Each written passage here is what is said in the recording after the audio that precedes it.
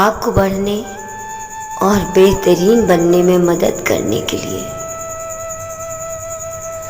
जब जिंदगी अपने अरूज पर हो तो इस लम्हे का मजा ले।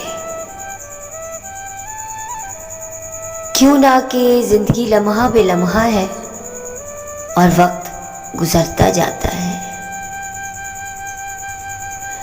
इसलिए हर लम्हे को खुशगवार बनाइए इससे पहले कि वो लम्हा गुजर जाए। और जान ले कि चीज़ें कैसी भी हों आप बहुत दूर तक जाएंगे। क्यों ना कि ज़िंदगी एक सफ़र है और आप के पास चाबी है। आप जो चाहते हैं बन जाने, आप जो करना चाहते हैं कर जाइए।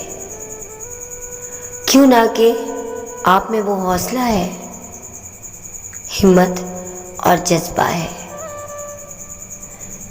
इस दुश्वार गुजार रास्तों में भी खुशी के दिए तलाश कर ही लेंगे।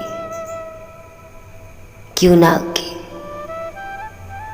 आप ये हुनर जानते हैं, आप जिंदगी को जीना जो जानते हैं। जिंदगी एक सफ़र है।